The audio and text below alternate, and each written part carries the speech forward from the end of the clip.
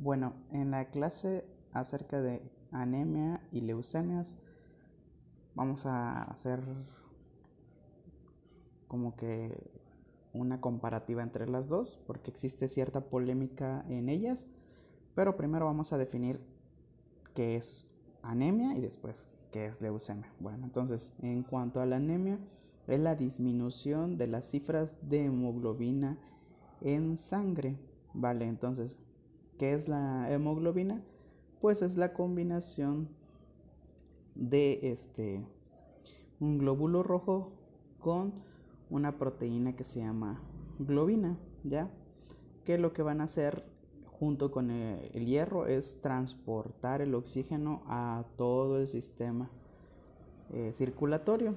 Entonces empezará en corazón, pasará cargando oxígeno a pulmones y de ahí pasará al sistema circulatorio y del sistema circulatorio a cada uno de los tejidos que tenemos.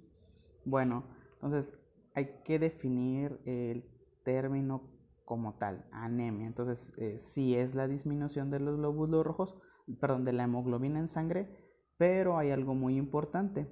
Según la OMS, deben ser una cantidad específica para poder decir que ese paciente tiene anemia, y va a depender de la edad del paciente.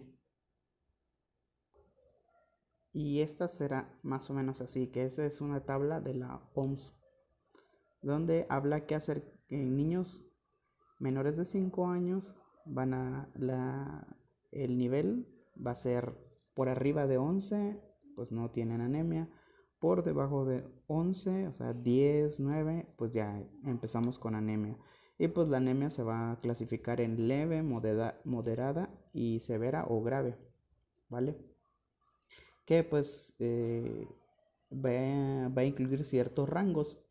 No vamos a entrar en detalle con esto, pero lo que sí es importante es lo de la edad y el nivel de anemia aproximado. Entonces, para menores de 5 años, 11. Para pacientitos de 5 a 11 años, 11.5 es normal.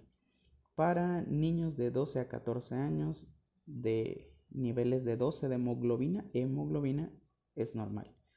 Para mujeres no embarazadas mayor a 12 es normal. Y mujeres embarazadas deben estar superior a 11. Ahora, varones de 15 para arriba, por arriba de 13. Claro que pues esto es una adaptación bibliográfica y que se puede poner a todo el mundo. Por países puede depender, inclusive por lugares geográficos se puede aún tener otros niveles diferentes u otra clasificación diferente, pero pues tomamos esta como general. Bueno, entonces habíamos hablado acerca de que podrías clasificarse en leve, moderada y severa por el nivel de hemoglobina, pero también hay otra clasificación acerca de la anemia.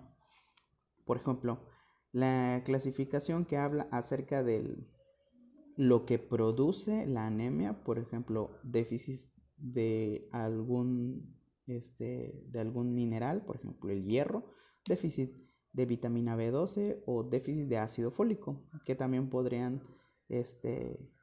interrumpir o alterar, por así la cifra de la hemoglobina en sangre.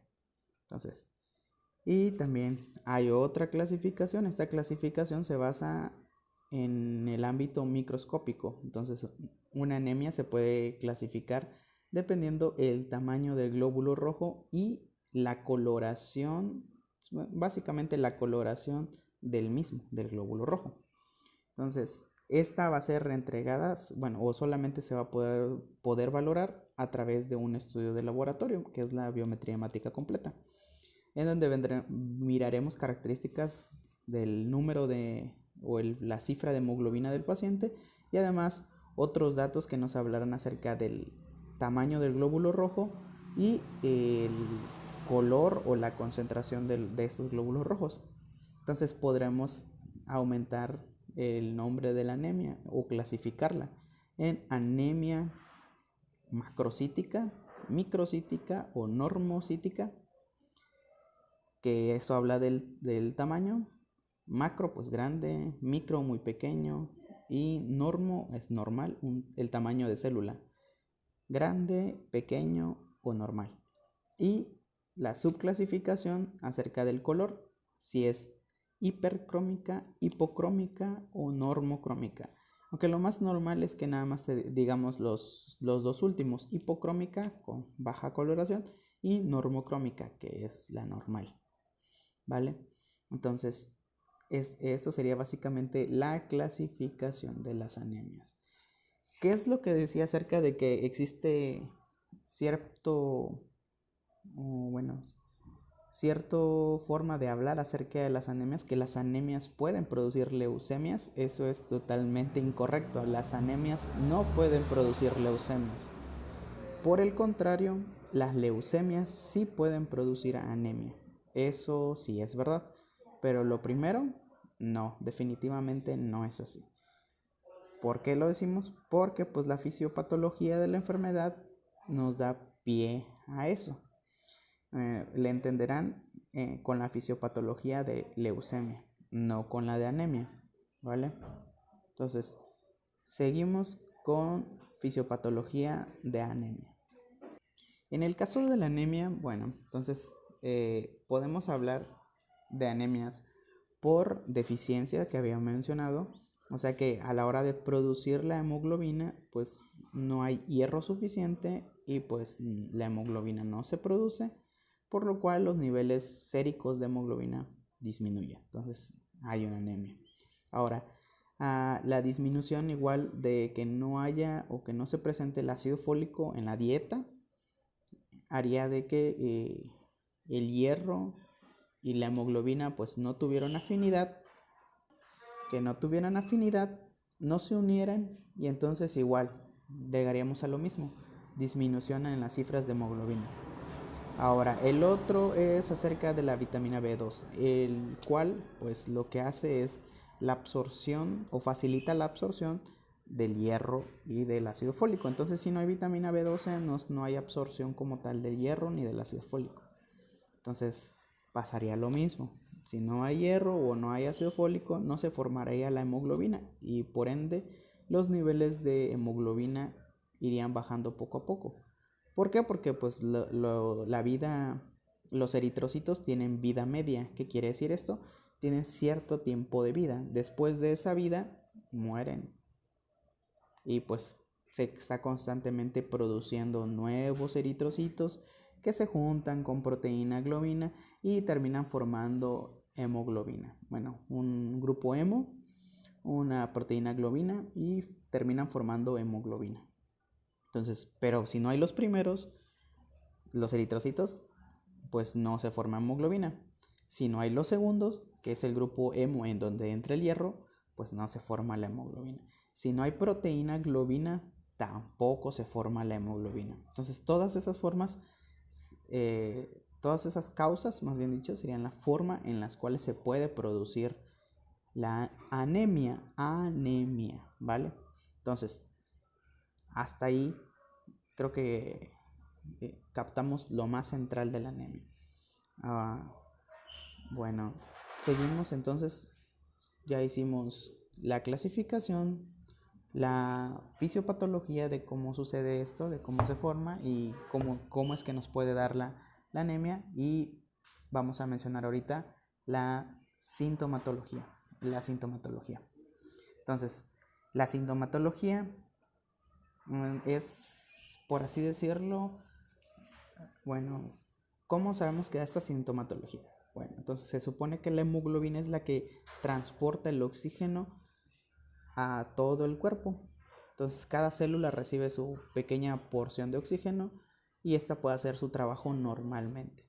Bueno, entonces los síntomas van a ser dependientes de la hipoxia, de la poca oxigenación que recibimos en todo el cuerpo. Pues sería algo así como hipoxia tisular. Entonces, de todos los tejidos habría menos cantidad de oxígeno porque no hay suficiente hemoglobina. La hemoglobina es como el medio de transporte como carretillas que llevan el oxígeno hasta cada uno de los puntos, hasta cada uno de los tejidos. Entonces, si no hay suficientes carretillas o no funcionan bien estas, pues el oxígeno no llegará. Entonces, si no llega, va a dar ciertos síntomas. Por ejemplo, si no llega a cerebro, disminuye su aporte a cerebro, pues va a haber dolor de cabeza, va a haber cefalea. Si no llega suficiente a corazón, si no llega suficiente a músculos, fatiga.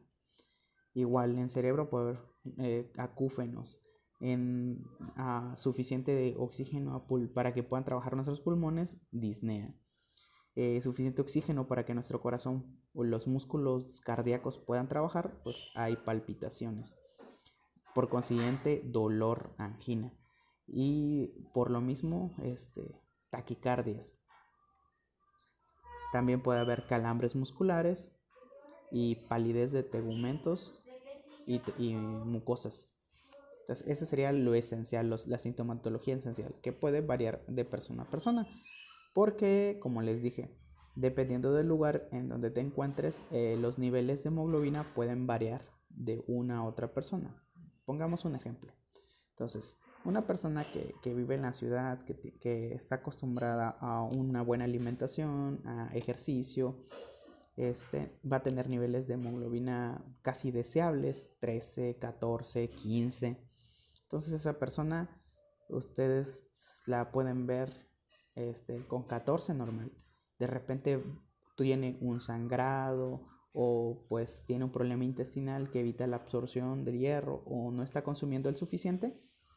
Entonces, lo que puede pasar es que esa persona al llegar a 11 ya empieza a presentar síntomas o inclusive a 12 niveles que para él no son normales pueda presentar síntomas. Y la contraparte, una persona que está acostumbrada más dicho, que tiene mala alimentación, que tiene una mala condición de vida, un estrato socioeconómico bajo, y sin embargo ya está acostumbrada a mantener cifras bajas de hemoglobina, esa persona tú la puedes ver con 7 de hemoglobina y no te va a decir nada. La sintomatología va a ser muy vaga. Te puedes decir, sí me da dolor de cabeza de vez en cuando. Entonces, ahí la sintomatología cambia. Entonces, es por eso que el diagnóstico no es 100% clínico, porque puede variar mucho de una persona a otra. Entonces, ahí lo que hacemos es un estudio de laboratorio. Entonces, en ese estudio de laboratorio, que es el que mencionamos, biometría hemática, vamos a valorar el nivel de hemoglobina. Claro, siempre va a ser acompañado la clínica, o sea, lo que siente el paciente con el laboratorio. Pero pues el laboratorio nos va a dar pie a poder clasificar mejor esta anemia. Bueno, la única anemia que sí la puedes clasificar tú básicamente sin ver laboratorios es la que da por sangrado. Entonces, el paciente está cortado, tiene una herida, se le escapa la sangre, entonces ese paciente va a estar anémico. ¿Por qué? Porque tú estás viendo que se le está yendo la sangre, se está perdiendo sangre. Vas a saber que está anémico. No vas a saber cómo cuánto, pues, pero sí vas a saber que está anémico. Entonces ahí sí no necesitas como tal un laboratorio. Tal vez necesitarás un laboratorio para calcular cuánto necesitas reponer de esa pérdida que tuvo, de esa pérdida hemática. Pero pues ya sabes tú que va a estar anémico por la pérdida hemática. ¿Ya? Entonces, pero de todas maneras, pues nuestro diagnóstico clínico en esta ocasión sí va a ir muy acompañado o va a ser muy necesario el acompañarlo con un análisis de laboratorio, que sería pues la biometría hemática. Algunos otros problemas que pueden dar la anemia, bueno, la anemia por deficiencia de hierro es algunas parestesias, sensaciones raras, ardor en la lengua, disfagia, un problema de dificultad al tragar, pica la necesidad de comer ciertas cosas. Por ejemplo, se ha asociado el consumir hielo con anemia y también la geofagia, el comer tierra con niveles bajos de hemoglobina. bueno, más bien dicho, bajos niveles de hierro. Entonces eso estimula la disminución de anemia por ende. Pero hay que ser directos en cuanto al problema. Aquí sería el hierro, indirectamente la hemoglobina, eso sí.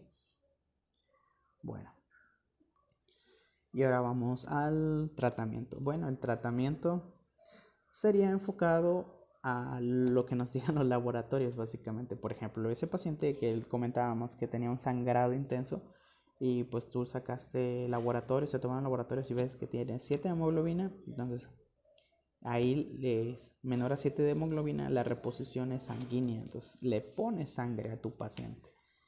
¿Ya? ¿Para qué? Para recuperar los niveles de hemoglobina y que no haya síntomas de hipoxia tisular. ¿Vale?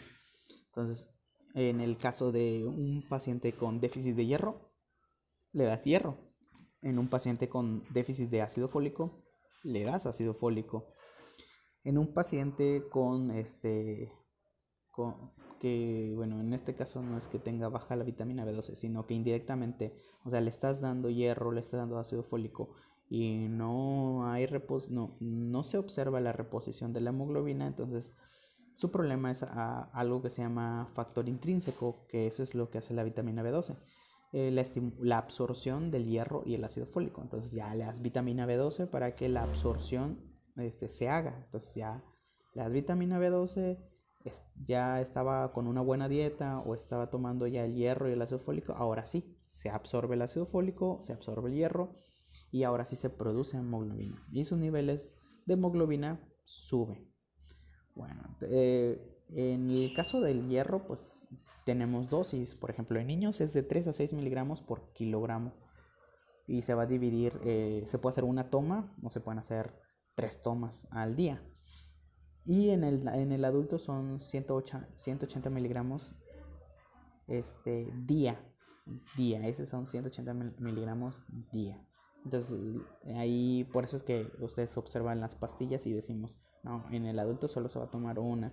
Y en el caso del niño, pues los cálculos son dependiendo de, y pues las tomas las podemos dividir una vez al día, 2 veces al día, 3 veces al día. Ahí sí es diferente. Importante, y se me olvidaba esto. Entonces, si el paciente tiene, bueno, lo del sangrado, entonces era parar el sangrado y ponerle sangre, ¿no? Eso es lógico, pero igual se me olvida mencionarlo, hay que mencionarlo.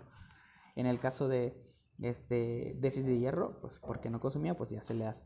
Pero también hay enfermedades que pueden evitar la absorción del hierro. Por ejemplo, las gastroenteritis, los problemas infecciosos intestinales pueden evitar la absorción de ciertos nutrientes. Entonces se alivia primero la mala absorción por una infección. Entonces se elimina la infección, mejora la absorción. Entonces por ende va a mejorar los niveles de hemoglobina. Entonces lo que vamos es a la raíz del problema, ¿no? Porque si tiene diarrea y pues tú ves que el paciente está anémico y tú le das hierro, el hierro va a salir, no se va a absorber, entonces no va a haber elevación de la hemoglobina. Primero tienes que arreglar lo que está mal, la diarrea. Y ya después, si ves que necesita, pues se le agrega. Si no, pues inclusive con una buena dieta, la elevación del hierro puede ser más que suficiente. Bueno, y ahora en cuanto a la leucemia. Bueno, la leucemia es el término que se utiliza para definir un grupo de enfermedades malignas de la sangre, ¿vale? La anemia es para describir la disminución de hemoglobina. La leucemia es para describir enfermedades malignas de la sangre. Bueno, la leucemia es, como muchos dicen, el cáncer de la sangre. Entonces, acuérdense, el cáncer es que las células crecen descontroladamente o se multiplican descontroladamente y pues por ende hacen un efecto en el cual empiezan a dañar o a irse hacia otros órganos. Bueno, en el caso de la sangre es parecido, es básicamente lo mismo. La multiplicación de las células sanguíneas empieza a hacer de manera exponencial, vas a crecer, a multiplicarse, tanto que hay una elevación primero de líneas celulares, ¿ya? Después de esta elevación, de hecho, esta elevación es de células, pero células anormales, no son células normales. Entonces, en los laboratorios aparecen que las células normales disminuyeron, mientras que las células anormales aumentan de número. ¿Por qué? Porque la replicación de las células es de sí mismas. Entonces, si están enfermas o están malas, las que se multiplican salen malas como tal. Entonces, es una cadenita. Mala, mala, mala, mala, mala. Se reproducen. Se reproducen muy rápido y empiezan a ocupar lugar de las células normales. Entonces, primero como que pareciera que se elevan los niveles. Después hay una caída de las células que se producen, donde se producen las glóbulos rojos, que sería la médula ósea. Entonces, ahí vamos a ver que no solamente las células rojas van a disminuir en producción, sino que también los glóbulos blancos y las plaquetas por consiguiente. Por eso, muchos médicos, para corroborar o para tener la duda que tenían, reafirmarla, necesitan un laboratorio, que sea un laboratorio de sangre, en el cual se observan, o básicamente lo que buscamos es ver cómo están los glóbulos rojos, cómo están los glóbulos blancos y cómo están las plaquetas.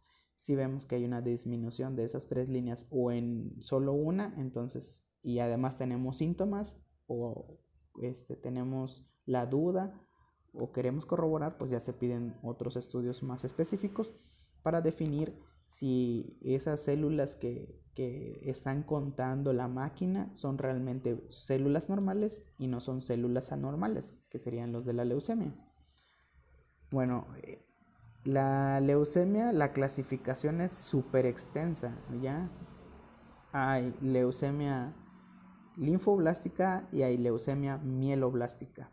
Entonces, de cómo se divide esto, acerca de a qué rama celular pertenece el que tuvo el problema principal, si es a las células linfáticas o a las células mieloblásticas. Entonces, dependiendo de eso, ya se define el tipo de leucemia. También hay otros tipos. Ese sería como el principal. Y también, de hecho, hay una subdivisión en el caso de ser aguda o de ser crónica, que eso incluye el tiempo de evolución del paciente. Entonces, eso sí está un poquito más. Dentro de las leucemias también hay ciertas clasificaciones. Todas estas clasificaciones van a ser en cuanto a la celularidad, el tipo de células que predomina o la forma de la célula predominante. Con eso no nos vamos a meter tanto porque la verdad eso es más de hematología. Es la observación microscópica de la sangre y ya dependiendo, más bien dicho, de un estudio, ya sea una toma de muestra periférica, una muestra de la médula ósea, ¿ya? Entonces, de estas dos formas se puede, por así decirlo, darnos un diagnóstico más certero acerca del tipo de célula predominante en esta patología para poder definirla y clasificarla así. Bueno, entonces, como eso sí ya es mucho más complicado, lo vamos a dejar a un lado. En cuanto a las manifestaciones clínicas, la sintomatología, hagan de cuenta que es como el cáncer. El cáncer no tiene sintomatología.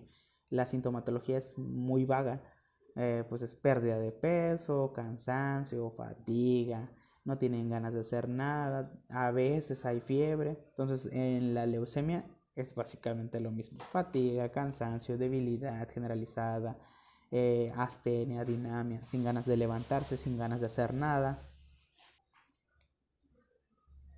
Y de ahí nos vamos a algunos síntomas, pero ya más tardíos. Por ejemplo, el dolor. El dolor sí puede estar presente más en la producción, en la etapa, en la producción exagerada de células.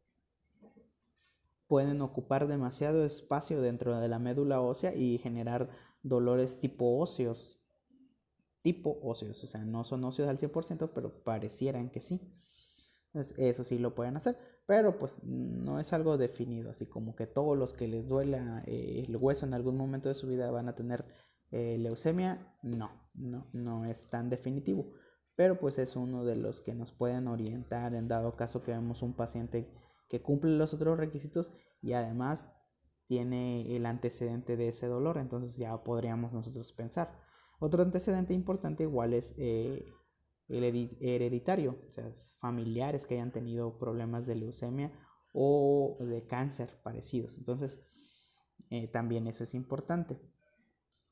Bueno, en el caso de la fisiopatología, ahí sí está algo difícil. ¿Por qué? Porque pues no se sabe el por qué las células de repente tienen un estímulo y se vuelven cancerígenas, se vuelven anormales y empiezan a reproducirse como si no tuvieran un día de mañana. Entonces, puede ser por estimulación. Bueno, se ha visto que ha sido por estimulación de órganos fosforados, o sea, de algunos productos químicos que pueden producir o dar pie a la leucemia. Y también puede ser hereditario, que los papás hayan tenido este problema, que los abuelos hayan tenido ese problema y el niño, es más común la leucemia en niños, entonces que el paciente desarrolle leucemia.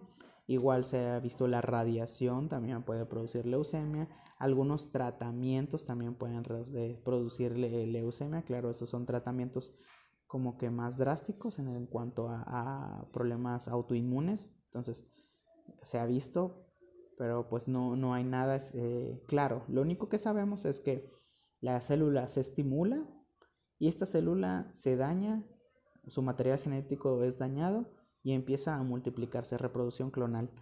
Y todas las que salen de esa célula dañada, pues salen dañadas y se reproducen como si no hubiera mañana. Se reproducen a tan gran cantidad que empiezan a irse a otros lugares, a infiltrarse o a ir a otros órganos, y en esos órganos, como son células que no funcionan bien, que son de mala calidad, entonces empiezan a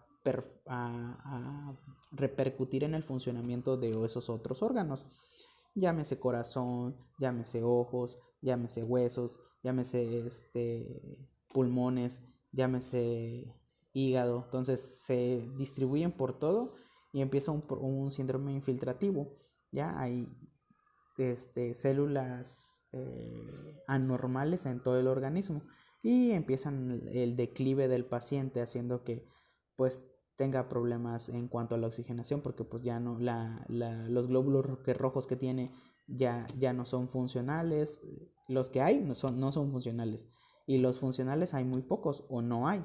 Entonces el paciente tiene problemas para respirar, fatiga, su corazón ya empieza a dejar de funcionar, por la hipoxia, por la disminución en el oxígeno, y la otra por la infiltración de estas células anormales en el mismo, y así. Entonces empieza con un problema degenerativo y pues al fin recae si en niños. Bueno, la leucemia, como comentaba anteriormente, es muy común, es más común en niños que en adultos, pero hay adultos que también pueden desarrollar leucemia. Igual en la bibliografía está que los niños tienden a responder mejor al tratamiento que los adultos, porque el tratamiento pues es básicamente la destrucción de las células anormales, y para eso utilizamos quimioterapia. También en algunos casos se puede utilizar radioterapia, pero lo más común en las leucemias es la quimioterapia. Entonces, la quimioterapia, utilizar algunos medicamentos para destruir las células de reproducción rápida, o sea, todas las células que se reproducen muy rápidas, los medicamentos la matan. No hacen distinción si son sanas o son enfermas. Ellos nada más ven una célula que se reproduce mucho, la matan.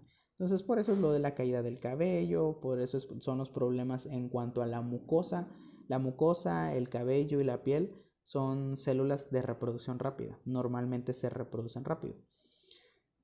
Entonces, esas también son afectadas por los medicamentos que se dan,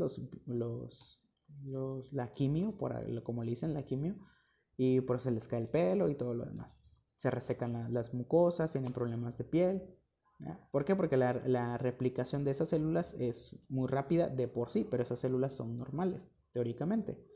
Pero el medicamento, la quimioterapia, no distingue, es parejo en cuanto a todos los que ve que se reproducen muy rápido.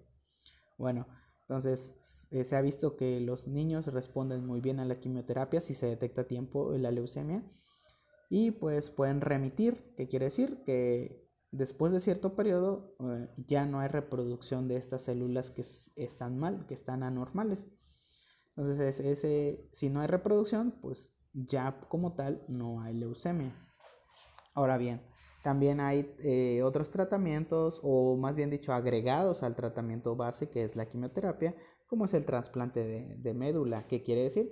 Pues en este caso el paciente se destruyen todas las células de la médula y de ahí se le inserta una nueva médula ósea homologada, o sea que sea muy parecida y no la ataque su cuerpo, para que pueda producir nuevas células que no estén dañadas.